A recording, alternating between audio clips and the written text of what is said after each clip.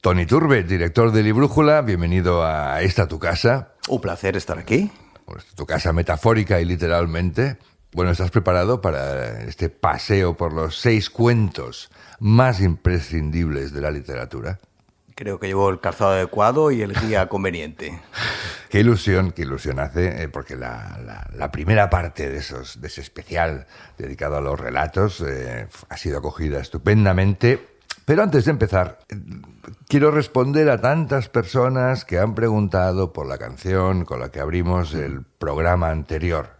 La pusimos, un montón de mensajes, yo particularmente he recibido un montón de mensajes preguntando de qué canción se trata, ¿no? Vamos a recordar cuál era. Érase una vez un lobito bueno al que maltrataban todos los corderos. Y había también un príncipe malo, una bruja hermosa y un pirata honrado. Todas estas cosas había una vez cuando yo soñaba un mundo al revés.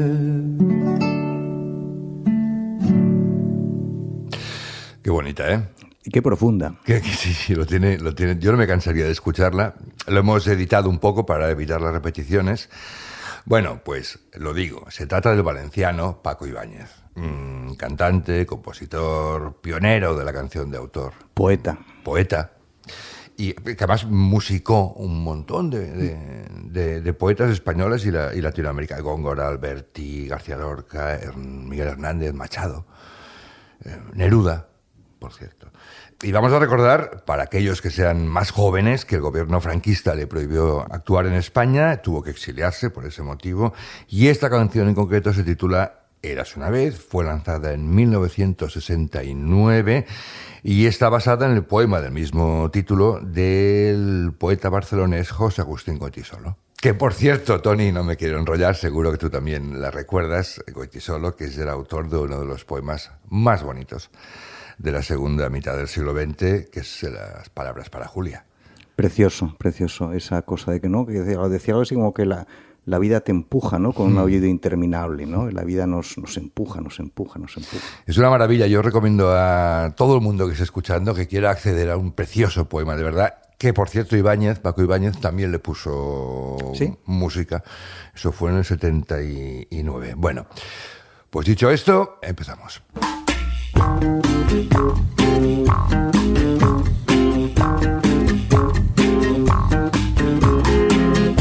Bienvenidos al capítulo 47 ya del Librújula Podcast desde los salones de la Asociación Colegial de Escritores de Cataluña, y hoy la esperada segunda parte de ese programa especial al que hemos titulado, con cierta pomposidad, Los 13 cuentos imprescindibles de la literatura. Ya sabéis, lo dijimos, lo explicamos, que durante meses habíamos recogido la opinión de lectores y críticos, y el pasado programa repasamos los 7 primeros, del 13 al 7, y así que hoy toca saber cuáles son los 6 cuentos más imprescindibles de la literatura. Siempre habrá quien discrepe, con toda la lógica del mundo. Estas listas ya sabemos lo que son, pero nos apetece mucho repasar estos cuentos porque son muy buenos. Vamos allá.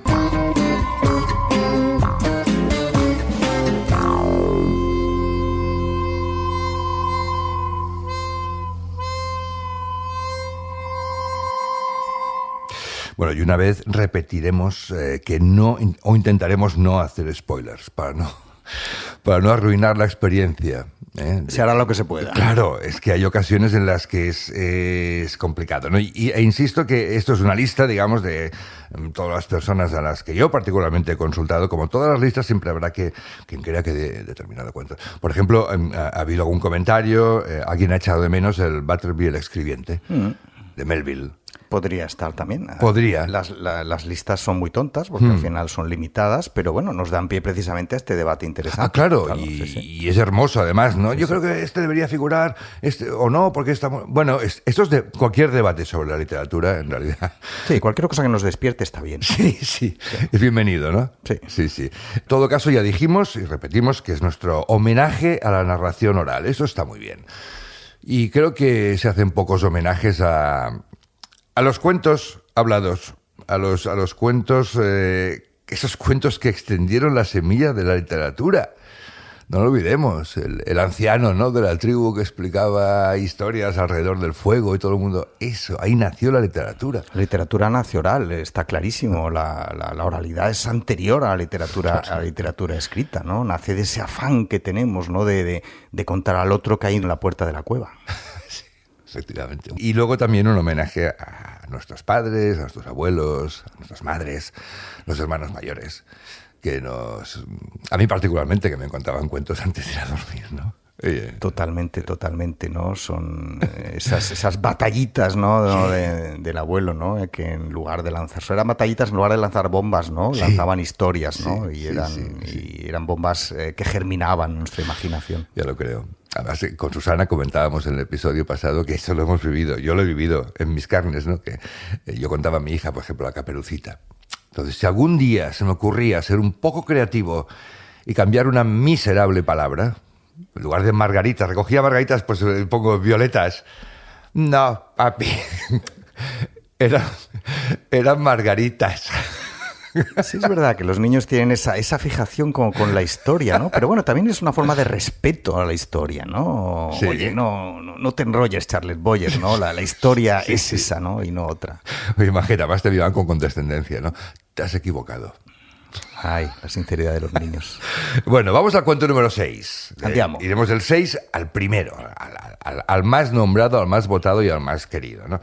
El número 6 es una narración magistral, en mi opinión, técnicamente perfecto, quizás menos conocida, pero que en su momento abrió camino a nuevas técnicas de eso tan difícil que es el tiempo. El tiempo narrativo. Parar el tiempo, eso es. Amigo, ahí está el secreto de la literatura. Sí. No hay otro, ¿no? Convertir un siglo en una línea y un segundo en una novela. Y la fugacidad de la vida, ¿no? Que se quede pegada a la página, ¿no? Eso es una maravilla. Pues este cuento es eso, es un reflejo, ¿no? De hecho, es pionero en ese sentido. Ha sido alabado el cuento una y otra vez. Bueno, nos vamos al norte de Alabama, Estados Unidos. Concretamente, al pequeño pero caudaloso arroyo del Búho, el Owl Creek. Nos encontramos sobre el puente de madera que discurre sobre las aguas rugientes del río. Ruge el río. y alguien mira al río. Sí. Claro, podría ser un lugar bucólico, pero no lo es en absoluto porque estamos en plena guerra de secesión.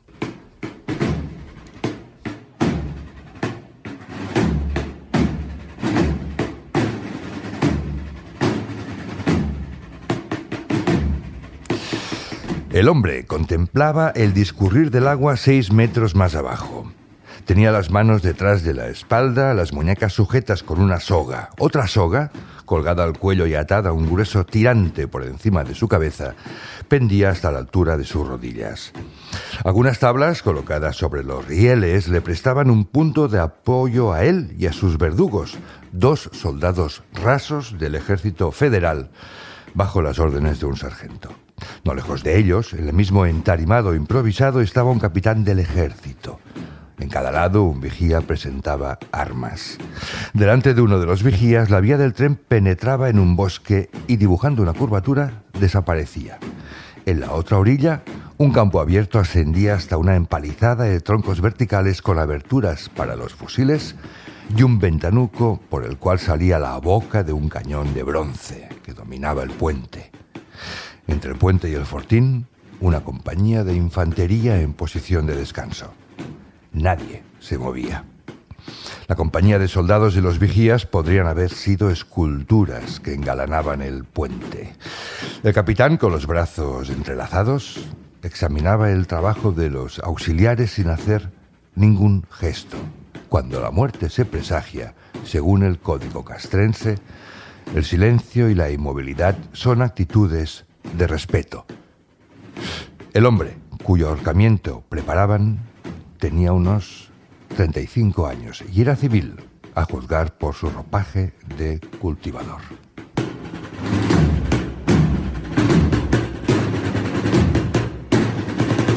Este inicio del cuento, a continuación ya dice que el hombre que está a punto de ser ahorcado cerró los ojos para recordar en esos últimos instantes a su mujer y a sus hijos. Un incidente en el puente del Búho. Este es el cuento. Cuento fundacional de la literatura, publicado en julio de 1890, que pertenece a un autor realmente singular que se llama Ambrose Bierce. Tony, ¿lo conocías? Sí, claro. Es un autor, efectivamente, que además tuvo una vida peculiar, una muerte difusa, un poco casi como ese personaje suyo que se balancea, ¿no? con la soga al cuello sobre el río. Y ahí en este cuento, algo de lo que hablábamos antes, ¿no? El manejo del tiempo, ¿no? Ambrose Bierce, yo incluso te diría que no para el tiempo en este cuento, fabrica el tiempo. Tiene una fábrica de tiempo Ambrose Bierce y en un momento dado él expande, ¿no? Todo el mundo se detiene, queda detenido, ¿no? Cuando la vida está a punto de expirar, hay un instante en que todo se para, el viento se detiene. E incluso, bueno, hay esa mirada interior que veremos del personaje, cómo se abre la naturaleza con todos sus sonidos, con sus vibraciones. El universo entero vibra dentro de su cabeza. Es algo realmente asombroso, ¿no? Ese pequeño milagro de la literatura sucede en este cuento. Alguna curiosidad de Bierce, nació en 1842 y sus padres eran granjeros calvinistas y dieron a todos sus 12 hijos nombres que empezaban por la letra A. Amos, Andrew, Augustus, Ambrose. La mayoría huyeron de algún ambiente represor, ¿no? Un hermano se fugó, se hizo forzudo de circo. Una hermana se hizo misionera, se fue a África y acabó sus días siendo devorada por caníbales en África, ¿no? Y Ambrose Bierce participó en la guerra civil, de hecho. Muchos de sus cuentos están... Claro, yo me imagino que participar en una guerra, yo creo que te marca de por vida, literariamente hablando, desde luego, ¿no? Creativamente hablando, ¿no? Bueno, es que claro, solamente, participar en una guerra, tener un hermano forzudo y una hermana comida por los caníbales, claro, es que ya tienes la carrera literaria, en fin, en franquía. Le pones un poquito de creatividad. Sí, nada. Tienes temas de aceite y sal y para adelante. Bueno, era amigo de Mark Twain, por cierto, de Lovecraft. Lovecraft dijo de él que en sus cuentos había una maleficencia sombría innegable. Eso es Lovecraft, claramente. Una maleficencia sombría innegable, y algunos de ellos son cumbres de la literatura. Oye, para asustar a Lovecraft hay que ser muy retorcido, ¿eh? O sea y no lo es, no, Ambrose Bierce no es retorcido, ¿no? Pero tiene esa sutilidad profunda que sí que te acaba inquietando. Y luego la conciencia del protagonista como fluye. Sí, ese flujo que es como el río, ¿no? Realmente el río se le desborda dentro. Sí, el famoso... Esta es otra, el famoso río, que luego aparecerá en el cuento número 3 o 4, por cierto, aparece... un río metafórico, pero no adelantemos acontecimientos. Lo que has dicho de la desaparición de Ambrose Bierce es muy interesante, muy curioso. ¿Qué tiempos aquellos en que la gente desaparecía? ¿Sí? En octubre de 1913, Bierce partió de Washington para ir a los antiguos campos en los que había combatido en la Guerra Civil norteamericana, ¿no? Luego, en diciembre, cruzó a México. Esto lo sabías, ¿verdad, Tony? Sí, no con ese detalle, no sé los campos que cruzó, si eran de trigo o de avena, como tú, que eres el oráculo, pero algo sabía, sabía. Es muy divertido, no sé si es divertido, ¿no? Pero bueno, es anecdótico. En Ciudad Juárez se unió al ejército de Pancho Villa. Y lo último que sabemos de él es una carta que escribió a un amigo el 26 de diciembre. Claro, en esa carta dice... Si oyes que he sido colocado contra un muro de piedra mexicano y me han fusilado hasta convertirme en harapos, por favor, entiende que esa es una manera muy buena de salir de esta vida. Supera con creces a la ancianidad, a la enfermedad o a la caída por las escaleras de la bodega. No, esto te demuestra además que Bierce, que puedes pensar que es un autor como... en fin, escéptico, desencantado, en el fondo era un soñador y un idealista. Se va con Pancho Villa a hacer la revolución. Es decir, no se puede ser más idealista y más soñador, ¿no? Ese era Ambrose Bierce. Cierto. Bueno, esta es una de las desapariciones. Nunca fue encontrado el cadáver, por cierto. Una de las desapariciones más famosas de la historia. Luego iremos también a por otra que también es... Pero vamos a recordar que la idea de este cuento y de ese paso del tiempo subjetivo, en fin, ha sido experimentada luego por montón. H.G. Wells, Nabokov, Borges, Cortázar, Golding, Cheever, Virginia Woolf. Incluso en series como Black Mirror, por cierto, se utiliza este truco, digamos, en Star Trek. Para los trekkies, los fans de Trek, yo me encuentro entre ellos, en Los Simpson. Bueno, en fin. Y sí que hay quien dice que hay un ensayito de Dickens que se llamaba Una visita a Newgate, en que un hombre sueña que ha escapado de una ejecución que se ha visto como un posible... Pero bueno, invitamos a leerlo, ¿no, Tony? Totalmente, porque además quiero decir, y voy a contradecirte, Carlos, Bien. que no es un truco, ¿no? Es una verdad, ¿no? Es una puerta que abren hacia adentro, ¿no? La literatura abre puertas hacia adentro. Qué bien hablas, Tony. No sé hacer otra cosa. Se nota que eres director. No sé ni cambiar una bombilla. A cambio hablas, ¿no? Algo es algo. Vale. Bueno, pues parece mentira. Seguimos. Parece mentira. Tony, oyentes, hubo un tiempo muy largo en que no existían los detectives. En la literatura, quiero decir. Sí, cierto. Y parece mentira, ¿eh? Porque está lleno de detectives por todas partes. Tampoco en el cine, lógicamente, no existía el cine en realidad. De hecho, ni siquiera existía esa palabra detective con el significado que hoy le atribuimos, ¿no? Hasta que se publicó el cuento número 5 de nuestra lista de imprescindibles. Eso fue en 1841. Cuando ayer nos marchamos de la feria, fui a practicar una autopsia. Descubrí que la víctima no murió ahogada. No tenía agua en los pulmones. Así que te fuiste a hacer una autopsia. Creía que estabas con Camille. Ah, ¿entonces de qué murió? Paul, tengo una pista. ¿Cuál? Tiene la misma sustancia extraña en la sangre. Fíjate bien. Las 3 mujeres murieron de lo mismo. Quizás sea algún veneno. Algo que al introducirse en la sangre les causa la muerte. ¿Qué puede ser? No lo sé. Eso es lo que tengo que descubrir. ¡Ta-ta-ta-tan! Y helo aquí, el inefable, inolvidable detective parisino Auguste Dupin. Auguste Dupin. Para los amigos, para ¿no? los de toda la vida. Esto es Edgar Allan Poe, Los crímenes de la calle Morgue.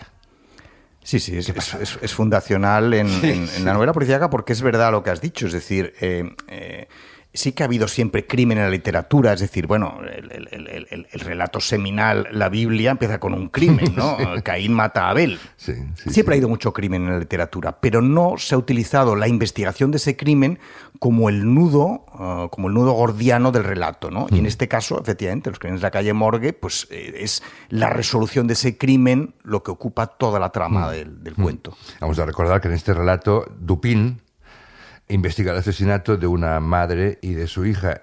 Y de hecho en este relato, que es imprescindible efectivamente, no solo hay un final deslumbrante, porque esto, claro, ¿quién es el asesino? Es la pregunta que recorre todo el relato, ¿no? Y en este caso el asesino... Uy, no lo digas. Ya, es que... No lo digas. Es asombroso. Sí. Es asombroso. Es asombroso. Sí, porque claro, nos plantea un crimen que se produce en una habitación cerrada. Ahí está, esta es otra. Claro. Que por primera vez también, que luego ha sido utilizado, yo no sé, miles de veces, ¿no? El famoso enigma de la habitación cerrada. Claro, Agatha Christie era maestra en ello. Sí. Como si nadie entró ni nadie salió, ¿cómo pudo morir, no? Pues aquí empieza la cosa. Pero yo, Tony, te quiero llamar la atención y todos los oyentes por un fragmento de este cuento que a mí en su momento me asombró y lo he vuelto a leer y ha seguido igual, ¿no? Porque Dupin muestra su capacidad deslumbrante de deducción. La cosa va así, seguro que te acuerdas. Sí, me acuerdo bien. ¿Sí, te acuerdas? Este cuento lo he releído, sí. Pues Dupin está con su amigo, que es el narrador, un poco rollo Sherlock Holmes y Watson. Y un frutero está a punto de chocar con ellos. Vale. Por la calle, sí. Por la calle, ¿no? Pasa un cuarto de hora en silencio, siguen caminando, un cuartito de hora en silencio. De pronto Dupin dice: sí, Chantilly es un hombre demasiado pequeño para los papeles trágicos. Y el amigo se queda flipando, literalmente. Dice: pero si es que es eso exactamente lo que estaba pensando y no estábamos hablando. En nombre del cielo, Dupin, lee usted los pensamientos. Entonces Dupin le explica entonces que ha ido remontando el curso de los pensamientos de su amigo, aunque su amigo no dijera nada. Es decir, del frutero ha pasado al pavimento de la calle, de ahí a Epicuro, luego a cierto doctor, luego ha mirado el amigo al cielo y Dupin ha pensado que estaba mirando la constelación de Orión y finalmente ha llegado al... Claro, explicado así no tiene mucha gracia, pero de verdad que lo lees. Sí, no, cuando él lo explica, dice, joder, pues 2 más 2, 4, más 2, 6, más 2, 8. Sí, no, y en eso es muy pionero, ¿no? Esto muy pionero, de ahí es donde Conan Doyle después, bueno, veremos aparecer a Sherlock Holmes, que además no solo en método deductivo, sino que también es pionero en esto de la pareja de investigadores en el cual uno es el protagonista y otro tiene papel narrador. Watson, pues es el que nos explica cómo dilucida a Sherlock Holmes, y aquí es este narrador el que nos va modulando, ¿no?, toda la investigación de Dupin, el que lo explica todo. Bueno, vamos a recordar, Alan Poe, ya lo sabemos todos, fue sobre todo conocido por relatos fantásticos, ¿no? Muy cerca del terror, algunos, El corazón de la tos, La caída de la casa Usher, El gato negro. Aquí leímos el poema El cuervo, en el capítulo 39 del podcast. También tiene un final, en plan Ambrose Bierce, no tan épico, pero sí también es... Distinto, pero también sorprendente. Sí, lo es. ¿No? Bueno, claro, hay que resolver ese asesinato, pues es un asesinato muy brutal, ¿no? Madre e hija son asesinadas muy brutalmente, ¿no? En su casa, la puerta cerrada por dentro, la ventana cerrada, no hay forma de acceder. y bueno, cómo lo resuelve Auguste Dupin, que realmente es un crack. Eso le llaman los americanos The Locked Room Mystery. Sí, ya. Bueno, después se desarrolla todo un género en sí mismo, efectivamente, en el cual hay especialistas. Claro, sin este relato, de hecho, no hubieran existido, o probablemente no hubieran existido, o no igual, ni Sherlock, ni Poirot, ni el padre Brown, ni la Fletcher, ni Sam Spade. No, porque a nadie se le había ocurrido que realmente la indagación, la deducción y la explicación lógica de un crimen o de un delito podía ser una materia narrativa en sí misma, ¿no? Claro. En sí misma. Y coger de la oreja al lector hasta que... Bueno, vamos a recordar que Alan Poe nació en 1809. Vivió solo 40 años, en realidad. Era ludópata, muy erudito, era alcohólico, estaba aquejado de trastorno bipolar. Desde luego su influencia ha sido colosal en toda la literatura. En toda la literatura, desde Lovecraft y Borges hasta Stephen King y Italo Calvino, ¿no? Y su muerte también tiene tela. El 3 de octubre de 1849, Poe fue encontrado en las calles de Baltimore, en estado de delirio, súper angustiado. Fue trasladado al hospital y murió el 7 de octubre, a las 5 de la madrugada. Y en ningún momento fue capaz de explicar cómo había llegado a esa situación, ni por qué llevaba ropas que no eran suyas. Y ahora viene la gracia. En la leyenda cuenta que en sus últimos momentos invocaba obsesivamente a un tal Reynolds. Y Reynolds es el explorador polar que le había servido de referente para su única novela, la novela de aventuras fantásticas, la narración de Arthur Gordon Pym. Y Poe, al expirar, pronunció estas palabras: que Dios ayude a mi pobre alma. No está mal como... No, realmente no se puede tener un final más literario, ¿no? Y más enigmático, ¿no? Cuando llegan ya él está en coma, delirando, realmente un gran personaje. Bueno, pues ya tenemos 2 cuentos, el sexto y el quinto, nos quedan 4. Tú sabes cuál es, claro, tienes el guión aquí delante. Pero así, no se me había ocurrido. Es en la página 6, Tony. No se me había ocurrido mirarlo. Estabas improvisando todo el tiempo. Para eso se escribe un guión. Bueno, hombre, es que yo creo que los guiones hay que escribirlos para luego olvidarlos. Para luego improvisar, ¿no? Sí. Cuando la improvisación falla, entonces recurres de nuevo al guión y quedas como un señor. Bueno, vamos al cuento número 4.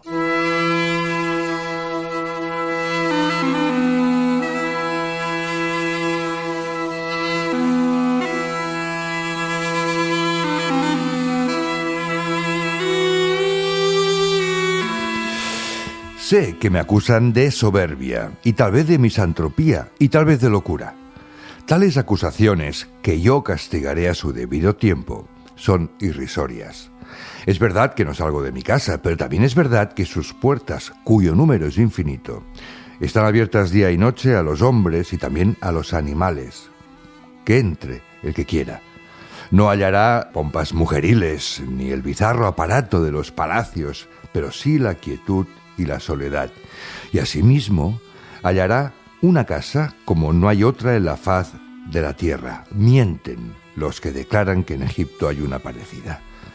Hasta mis detractores admiten que no hay un solo mueble en la casa. Otra especie ridícula es que yo, Asterión, soy un prisionero. Repetiré que no hay una puerta cerrada. Añadiré que no hay una cerradura. Por lo demás, algún atardecer he pisado la calle. Si antes de la noche volví, lo hice por el temor que me infundieron las caras de la plebe, caras descoloridas y aplanadas como la mano abierta. Ya se había puesto el sol, pero el desvalido llanto de un niño y las toscas plegarias de la Grey dijeron que me habían reconocido. La gente oraba, huía, se prosternaba. Unos se encaramaban al estilóbato del templo de las hachas, otros juntaban piedras. Alguno, creo, se ocultó bajo el mar. No en vano fue una reina mi madre. No puedo confundirme con el vulgo, aunque mi modestia lo quiera. El hecho es que soy único. No me interesa lo que un hombre pueda transmitir a otros hombres, como el filósofo.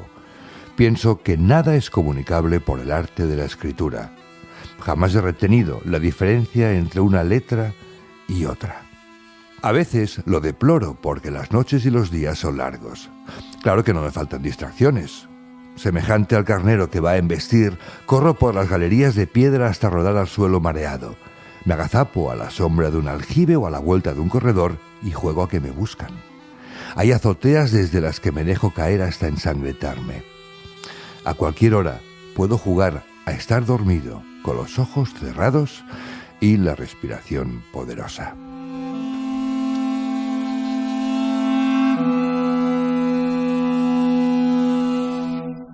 Sensacional. Wow. Sensacional. Sensacional. Bueno, es la casa de Asterión. Sensacional cuento de Borges, de tantos cuentos sensacionales, pero este realmente tiene un pellizco especial. Sí, sí. Fíjate que tiene, aparte de la intensidad, la erudición, el misterio, en fin, hay cierto humor negro, ¿no? Sí. Cierto humorcillo que le recorre, muy suave, pero está ahí, ¿no? Y el final es un puro hechizo. El final de este cuento es un puro hechizo, ¿no? Sí, hay que descubrir cuál es esa casa que tiene las puertas infinitas y quién es ese habitante de esa casa que vaga por los pasillos, ¿no? Realmente. Y del que la gente huye o le tiran piedras o... Sí. Ese personaje que, bueno, luego nos hará preguntarnos también, ¿no? Como todos los cuentos de Borges, ¿no? ¿Quién es el monstruo, no? ¿El monstruo es él o somos nosotros, no? Bueno, todas las alabanzas e interpretaciones o están hechas o se están haciendo o están por hacer, pero se han hecho muchísimas. Yo creo que no es un cuento, yo creo que es un prodigio literario, un milagro de tensión, de uso de la primera persona, de ambientación. Yo creo que a Borges, Tony, le pasa como a Gaudí o como a los helados, que todo el mundo tiene su preferido. Y todos tienen argumentos razonables para defender el helado de chocolate por encima del helado de fresa, ¿no? O la pedrera por encima de la Sagrada Familia o lo que sea, ¿no? La verdad es que ha salido La casa de Asterión, podría haber salido cualquier cuento de la Aleph o cualquier cuento de ficciones. Sí, pero es verdad que este cuento reúne muchos de los grandes asuntos de Jorge Luis Borges, ¿no? Por supuesto, lo infinito, esa idea del infinito, esa obsesión que él tenía con los espejos, ¿no? Que reflejan el infinito. Los laberintos. Y otro asunto, efectivamente, los laberintos, lo intrincado. Y luego esa idea que tiene del sueño, que tú has leído esa frase, a cualquier hora puedo jugar a estar dormido, ¿no? ¿Y qué es la realidad, no? O sea, a cualquier hora podemos jugar a estar dormidos, ¿no? ¿Estamos despiertos o estamos dormidos, no? Y cuando dormimos, ¿acaso no despertamos? Todo eso es fascinante, Borges. Vivimos un sueño, en realidad. Sí, claro. A él le gustaba mucho, ¿no? Calderón de la Barca le gustaba mucho La vida es sueño, ¿no? Realmente esa frontera porosa, ¿no? Entre la realidad y lo soñado, ¿no? El soñar despierto, ¿no? ¿Qué tipo, Borges? Yo quiero recordar a los oyentes, les remito al capítulo 12 del Librújula Podcast, donde estuvo José María Micó, Qué majo. Catedrático de literatura, poeta, filólogo, músico, Sí, traductor. guitarrista. Exacto. Y aquí y con él analizamos la vida y milagro de Borges, escuchamos muchísimas intervenciones del propio Borges, ¿no? Y aprendimos todo lo que hay que aprender de él, o como mínimo lo mínimo que hay que aprender de él, ¿no? Es un prodigio, es que no, todas las alabanzas ya digo que están hechas, ¿no? Pues tenemos 3 cuentos ya, nos quedan 3. Venga, vámonos. Vamos al podio. Vamos. No, el podio de los cuentos, de los 13 indispensables, los 3 últimos. Seguro que muchos oyentes se preguntan cuáles serán, cuáles han salido. Página 8 del guión, Tony. Pues... Eras tú el que estabas aquí caramándote al podio. Efectivamente. Bueno, pues para el tercer cuento nos quedamos en Argentina. Pienso que desde que comencé a escribir, la noción de juego ha estado profundamente identificada en todo lo que yo he hecho, entendiendo por juego lo mismo que entienden los niños, es decir, una ocupación muy seria, que en el fondo no tiene nada de frívolo. Ya sabemos muy bien que cuando los niños juegan, le dan a su juego un valor mucho más importante que al hecho de que su madre pretenda que se bañen o que coman. Eso sí les parece bastante frívolo a los niños. En cambio, el juego es una cosa muy seria. Si yo doy un paso atrás y trato de verme a mí mismo como escritor, siento que esa constante infantil que ha quedado en mí, y no lo lamento, muy al contrario, ha determinado siempre la manera en que se me dan las cosas, los temas, las situaciones, y la manera en que luego en el plano de la escritura ensayo transmitirlas y resolverlas. Finalmente, manejar las palabras, hacer de las palabras un hecho estético, es quizá uno de los juegos más altos que puede hacer el ser humano. Pues este era Julio Cortázar, en Radio Televisión Española, en 1981, un programa que se llamaba Encuentros con las Letras, aquella época gloriosa en que había programas de la televisión pública dedicados a los libros. Qué tiempos, ¿eh? Y además programas que les dedicaban tiempo y espacio, que les dejaban hablar, cosa milagrosa. Sí, sí, de eso hace 40 y algo años, ¿no? Parece que ha sido hace 20 siglos, ¿no? Bueno, Cortázar, hay el debate de siempre, Tony. Ahora mójate, te pido que te mojes. ¿Quién es mejor o quién es más Cortázar o Borges? Borges o Cortázar. ¿Tú por cuál te inclinas? Ay, pero no voy a decir que sea mejor ni peor. Sí, lo vas a decir, Tony, lo vas a decir. Voy a decir que a mí me interesa. ¿A cuál te gusta más? A mí me apasiona más Borges. Vale. Me apasiona más Borges. Para mí Borges, no sé, es una especie de medium, ¿no? Cuando tú lo escuchas en esas conferencias de 7 noches, ciego, recitando de memoria, sin un papel, es como entrar en estado de trance, ¿no? Sí. Dicho lo cual, Julio Cortázar es muy poderoso, ¿no? Porque además toda esta idea que tiene de literatura y juego es fantástica. Ah, eso es, ¿no? eso es. Es extraordinario. A mí eso, ¿no? me atrae mucho. Yo soy del team Cortázar, digamos, más que del team Borges, ¿no? Sin desmerecer obviamente ni de lejos, ¿no? Pero a mí la idea de juego de la que alardeaba constantemente Cortázar, ¿no? El gran jugador, ¿no? Un genio del juego. A mí eso es que me tiene fascinado. Ese permitir que el chavalín que llevaba dentro siempre emergiera, ¿no? Bueno, me parece... Sí, porque el juego tiene algo, y es que el juego tiene reglas. Pero un momento dado las puedes saltar las reglas, es decir, por eso es juego, ¿no? Juego y distracción, ¿no? Decía James Alter, ¿no? Y ahí en eso, bueno, de hecho, claro, ahí está Rayuela, que es su gran novela, digamos, el título es el título de un juego, ¿no? Esa Rayuela en la que saltamos adelante y atrás de forma imprevisible, ¿no? Bueno, el cuento seleccionado, el cuento que más veces ha sido mencionado es Continuidad en los parques. Voy a explicar un poco para quien no lo haya leído, desde luego le invito a leer. Es el relato más breve de Cortázar. Y seguramente yo creo que es de las metaficciones más estudiadas de la historia de la literatura. Fue publicado en 1964. Vamos a ver, es que es pura magia este cuento. El título de la obra, de hecho, se refiere a los 3 planos de realidad o parques que hay en el cuento. El primero es la realidad del lector. El segundo parque es aquel parque que el lector lee. Y el tercer parque es el entorno en el cual transcurre la novela que lee el personaje del cuento. Explicado así es un poco complicado, pero de verdad que... el cuento, de hecho, está dividido en 2 párrafos, ¿eh? Uno de 380 palabras y otro de 170. Ya.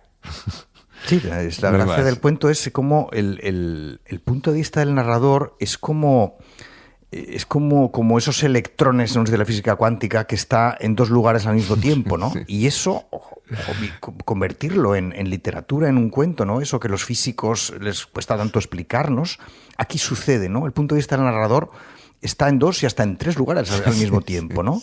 Y además todo fluye, todo está muy compactado, tiene esa circularidad que manejaba también Tiene Cortázar. sentido, Tony. Sí. Tiene sentido. Sí. O sea, no es Sí. un juego tontorrón, o mira, voy a ver cómo para el pastel de Sí. bourgeois, ¿no? No. Esto tiene mucho sentido. Sí, efectivamente. No es algo impostado, ¿no? Es algo que fluye con mucha naturalidad y que al final vuelves al principio y bueno, es esa circularidad que manejaba casi como la magia Cortázar. Bueno, vamos sin spoilers, de verdad. Hay un punto de cuento policíaco, de hecho, en este cuento. totalmente. La historia empieza con un hombre que vuelve a entrenar su finca después de resolver unos negocios, habla con su mayordomo, escribe una carta, en fin. Y se sienta en un sillón de terciopelo verde que da la espalda a la puerta y se pone a leer una novela que está a punto de terminar. Esto es importante. La novela trata de una pareja de amantes que se encuentran en una cabaña. Ella quiere acariciarlo, él la rechaza, porque de hecho hay un motivo de ese encuentro, que es planificar cómo van a matar a alguien. En fin, lo planifican, buscan coartadas, eliminan errores, tal y cual, se acerca al anochecer, se va haciendo poco a poco de noche. De hecho, Cortázar creía que la noche amplifica lo fantástico. Se separan a la salida de la cabaña, él sale corriendo entre los árboles y llega a una casa.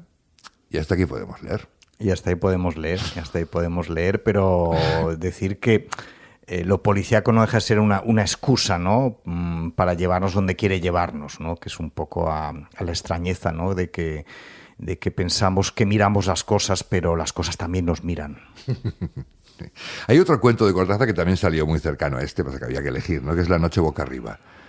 Sí, claro, es que Cortázar en eso maneja muy bien, ¿no? Esas fusiones, ¿no?, de los puntos de vista del narrador. También es un laberinto, pero bueno, se acerca bastante, ¿no? De hecho, esos planos de realidad... Esas cajas rusas, la matrioska rusa. La matrioska, ¿no? Sí. Bueno, nos faltan 2. Y para el cuento número 2, los 3 imprescindibles, el cuento número 2, vamos a Estados Unidos, exactamente a un suburbio de la clase media alta de Connecticut. Y un tipo llamado Ned Merrill, ya decir este nombre seguro que mucha gente ya sabe de qué va, un tipo llamado Ned Merrill, que es residente en este suburbio, tiene una feliz idea. I'm swimming home. You're swimming home? I figured out there's a river of pools all the way to my house. Crazy idea. I think it's a brilliant idea. Well, what are you doing it for? Why do you want to do it? I think it's very original. I think it's an adventure. Come with me. ¡Qué brillante idea! Es original, bueno, un poco peligrosa. Y le pregunta Ned Merrill, ven conmigo. Esta es la idea. Ned Merrill es un tipo que tiene la idea de regresar a casa nadando en las piscinas a través de las piscinas de las casas. Es otro cuento que ha generado ríos. No solo por la metáfora del río, ¿no? Las piscinas son en un río, ¿no? Ríos de tinta, es El nadador, de John Cheever. Este es un fragmento muy, muy cortito de la película basada en este cuento de 1968, dirigida por Sidney Pollack y protagonizada por un Burt Lancaster que tenía 50 y pico años, pero que el tío está espléndido, realmente espléndido, es un atleta, ¿no? Uh-huh. El nadador, del segundo cuento. Diría, no sé, hablo un poco de memoria, pero diría que este diálogo, así tal cual, no está en el cuento. No está. El cuento es mucho más sutil. El cuento se construye mucho más a partir de los silencios. Y Y en ese sentido es un cuento precisamente que te va como empapando, ¿no? Te vas como mojando a medida que él se va mojando, se va quedando cada vez más frío, más encogido, ¿no? Empieza un poco atravesando las piscinas como una especie como de Tarzán, y acaba como un pollito encogido, ¿no? En eso, es que... Se hace, es decir, el verano, el sol se oculta, llueve, hace frío, poco a poco, ¿no? Y la realidad y la verdad, ¿no? Que de repente también emerge, ¿no? Va emergiendo, y lo que parecía un capricho, una frivolidad, de repente nos damos cuenta de que es algo que tiene un peso que hunde al personaje, ¿no? Bueno, El narrador fue publicado en 1964. De hecho, mucha gente no sabe que originalmente Cheever lo escribió como una novela. Era una novela de 150 páginas, una novela corta, pero una novela. Y lo redujo a 15 páginas. Por eso es tan intenso. Desde luego, es un cuento simbólico, es decir, es puro simbolismo, ¿no? Es capas y capas y capas de lectura. Cada cual tiene su narrador, yo creo, ¿no? ¿A dónde llega el narrador cuando llega? ¿Qué es esa casa a la que llega? Ahí hay un montón de lecturas, ¿no? Sí, y lo que atraviesa por el camino, ¿no? Porque también es muy importante el camino que recorre, ¿no? Esa clase, bueno, media alta, americana, bastante frívola también, sí, ¿no? Un poco, sí. Todos están pues tomando cócteles, todos le quieren hacer tomar gin tonic, que por lo visto ya estaba muy de moda en aquella época, ¿no? Sí. Pero al final nadie quiere realmente saber, ¿no? ¿Por qué está nadando, ¿no? De alguna forma todos quieren un poco disimular con una especie de sociabilidad un poco chistosa y con la jarana de las conversaciones livianas, ¿no? Un poco tapar un poco la tragedia de ese hombre que nada.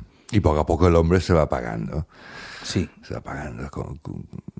Pero yo insisto en que yo he hablado con mucha gente del narrador, ¿no? Y cada cual tiene su propia interpretación, cosa que está muy bien, ¿no? Cuando hay tantas interpretaciones de un texto, es que el texto, bueno, en principio está bien, ¿no?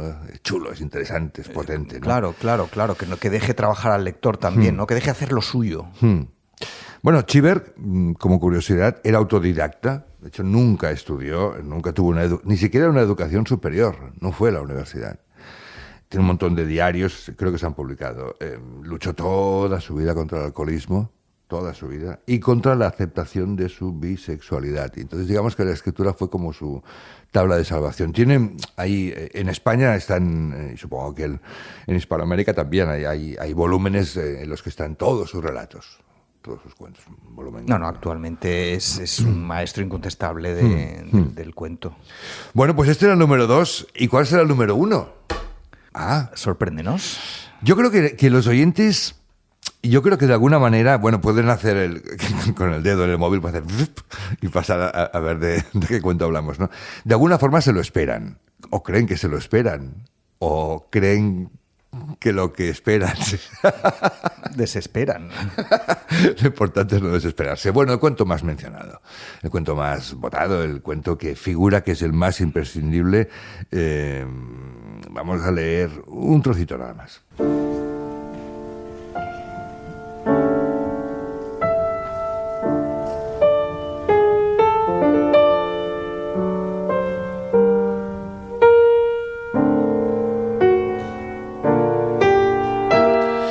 La capital está envuelta en las penumbras vespertinas. La nieve cae lentamente en gruesos copos, gira alrededor de los faroles encendidos, extiende su capa fina y blanda sobre los tejados, sobre los lomos de los caballos, sobre los hombros humanos, sobre los sombreros. El cochero Jonah está todo blanco, como un aparecido. Sentado en el pescante de su trineo, encorvado el cuerpo, cuanto puede estarlo un cuerpo humano, permanece inmóvil. Diríase que ni una luz de nieve que le cayese encima lo sacaría de su quietud. Su caballo está también blanco e inmóvil. Por su inmovilidad, por las líneas rígidas de su cuerpo, por la tiesura de palo de sus patas, aun mirado de cerca parece un caballo de dulce, de los que se les compran a los chiquillos por un copec. Hace mucho tiempo que Jonah y su caballo permanecen inmóviles. Han salido a la calle antes de almorzar, pero Yona no ha ganado nada. Las sombras se van adensando. La luz de los faroles se va haciendo más intensa, más brillante. «¡Cochero!», oye de pronto Yona. «Llévame a Viborskaya». Yona se estremece. A través de las pequeñas pestañas cubiertas de nieve, ve a un militar con impermeable. «¿Me oyes, cochero? ¿Estás dormido?». Yona da un latigazo al caballo, que se sacude la nieve del lomo. El militar toma asiento en el trineo. El cochero arrea el caballo y estira el cuello. El caballo también estira el cuello, levanta las patas y, sin apresurarse, se pone en marcha. «¡Ten cuidado!», grita otro cochero invisible. «¡Nos vas a atropellar, imbécil!». Un transeúnte que tropieza con el caballo de Yona gruñe amenazador. Yona parece aturdido, atontado, y mira alrededor como si acabase de despertar de un sueño profundo.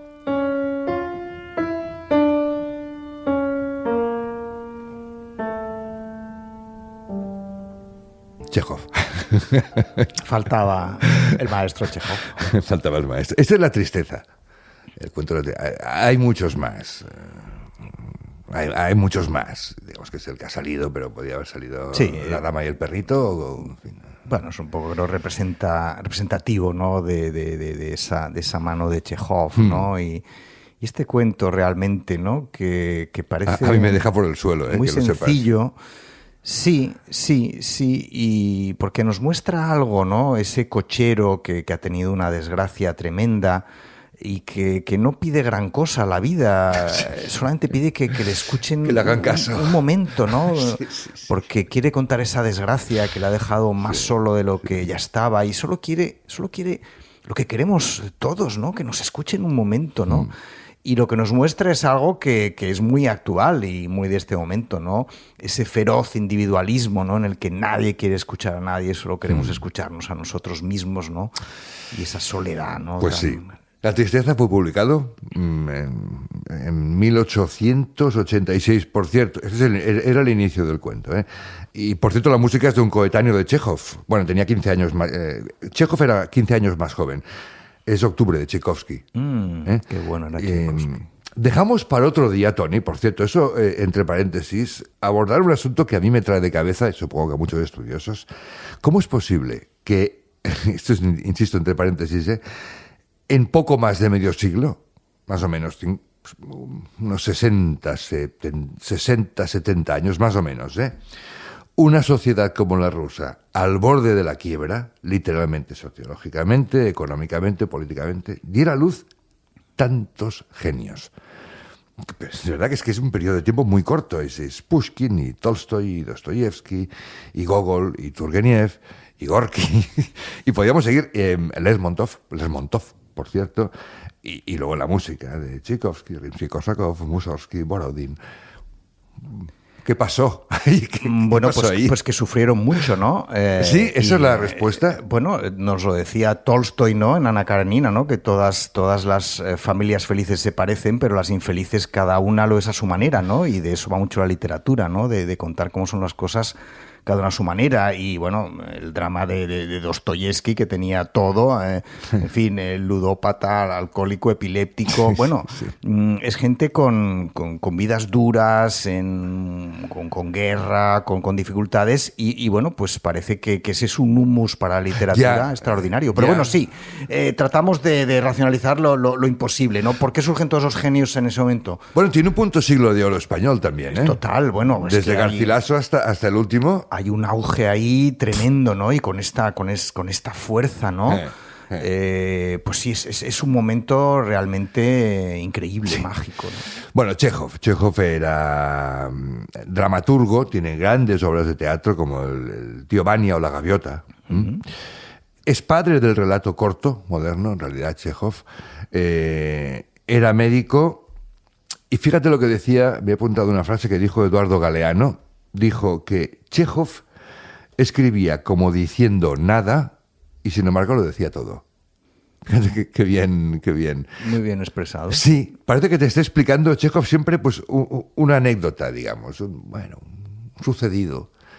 Así pues, abuela pluma, voy a contarte algo de este cochero, voy a contarte algo de esta señora que pasea con el perrito, Sí, de lo cotidiano hace algo muy profundo. Sí. No necesita grandes cataclismos, estallidos, no tiene que haber un meteorito en la Tierra para atraparte, ¿no? Y contarte algo profundo. Y de hecho con economía de medios, o sea, aparentemente la intención estética es nula.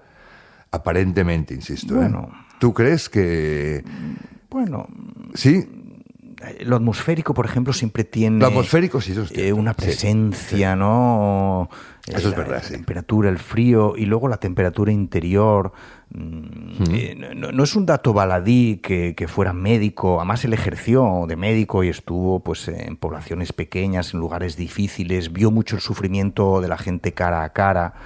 Un día a lo mejor tendríamos que hablar de los escritores médicos o de los médicos escritores, ¿no? Sí, hay unos cuantos, ¿eh? Sí, Conan Doyle, Loban Tunes, bueno, sí que... Hay unos cuantos. Miguel Torga también, Pío Baroja también estudió medicina, ¿no? Que no sé si llegó a ejercer. Ajá. Pero sí que tiene esa cosa humanista, ¿no? Del que ha visto mucho los rostros de la gente, el que entra en la consulta a alguien y ya casi sabe la mitad de su drama, ¿no? Y eso lo traslada muy bien a las páginas. Él dijo una frase que a mí me gusta mucho. Supongo que a raíz de toda su experiencia con pacientes y con tanta gente, dijo, la felicidad no existe. Dijo, lo único que existe es el deseo de ser feliz. Parece también. No está mal. No está nada mal. No está mal. Yo ya, por eso ya casi se puede confrontar. El deseo de ser feliz ya casi estás a las puertas de... Sí. No está mal. Bueno, nació pobre, Chekhov, de familia pobre, y murió también joven. Es otro de los que murió joven, a los 44 años, ¿no? Víctima de la tuberculosis. Sí, eran tiempos duros. El clima ruso tampoco ayudaba mucho, a curar. No, parece que hacía un poco de frío. Y de hecho en Rusia ya era famoso, pero en el mundo, digamos, o en el mundo occidental, en Occidente, fue sobre todo a partir de la Primera Guerra Mundial, que empezaron a publicarse sus cuentos y entonces ya fue imparable. Yo invito a todos los oyentes que no se hayan acercado a Chekhov, no solo acercarse a la tristeza. Eso sí te deja aplastado. Bueno, pero es una tristeza en la que hay algo, ¿no? Este cuento no diremos cómo termina, pero bueno, de alguna forma pues encuentra el cochero la manera, ¿no? de encontrar compañía de una forma o de otra, ¿no? Hostia, sí, ya, pero wow. Sí, no es la forma ideal, ¿no? No lo es. No lo es. Pero bueno, algo es algo, ¿no? Mi abuelo decía, algo es algo y comía hielo. Bueno, pues algo es algo. No lo acabo de entender. Hombre, si te pones a comer hielo no es una merienda de lo más nutritiva, pero bueno, algo es algo. Vale. Algo masticas. ¿De dónde era tu abuelo? Mi abuelo de Zaragoza. ¿De Zaragoza era? Sí. Fíjate. Y además también era cochero, también tenía un macho y un carro y iba de casetas a Zaragoza haciendo traslados. ¿En serio? Sí. ¿Y en Zaragoza se come hielo? Bueno, en Zaragoza frío hace muchísimo, Sí, ¿no? O sea, sí lo hace. allí el frío lo fabrican también, ¿no? Sí. Viene el cierzo y congela todo, ¿no? Sí. Y sí que hubo una época en que se comían hasta las piedras, sí. Pero bueno, esa fue otra época. Eso no lo sabía yo de tu abuelo cochero. Sí. Había que Él sentarse. decía que se quedaba dormido y ya el mulo sabía solo el camino y cuando despertaba ya estaba entrando en Zaragoza. Eso decía, también. Puro cuento. Para homenajearle, ¿su nombre de pila cuál era? Jerónimo. Jerónimo. Muy bien. Pues un saludo a Jerónimo allá donde esté, ¿no? Lo saludamos. Y a su mulo. Y a su mulo. Que por sabía cierto. el camino. Por cierto. Bueno, pues hemos acabado estos 2 programas especiales. La verdad es que nos ha costado un montón hacerlos, tantas preguntas. Creo que ha valido la pena, está bien hablar de cuentos. Es que en un tiempo en que la novela es la reina de la fiesta, digamos, y los cuentos menos, aunque hay un cierto repunte por ahí del relato, ¿no? Pero la reina es la novela, ¿no? Pues está bien reivindicar el cuento como una forma muy, muy atractiva de la literatura, ¿no? Hay cuentos maravillosos cuyo peso se asemeja supera al de muchísimas novelas. Bueno, claro, en la distancia corta es cuando un hombre y una mujer se la juegan, ¿no? Y ahí pues no hay otra forma, ¿no? que clavarlo, chas. Bueno, creo que ciertos referentes se nota la edad, porque creo que ciertos referentes de la publicidad creo que... Vale, para los que escuchan este programa y no son boomers, lo que ha hecho Tony es reproducir fielmente el anuncio de una colonia. Sí, no me acuerdo cuál era. Que fue ¿Era muy famoso. Brummel? Brummel o algo parecido, ¿no? Muy bien, Tony, gracias por tu aportación. Siempre bienvenida. Hacemos lo que podemos. La solidez. Bueno, pues nos queda por decir una cosa. A este repaso por los 13 cuentos imprescindibles, ¿no? Y lo vamos a decir juntos. A la de 3, Tony. 1, 2, 3. Y colorín colorado, este cuento se ha acabado.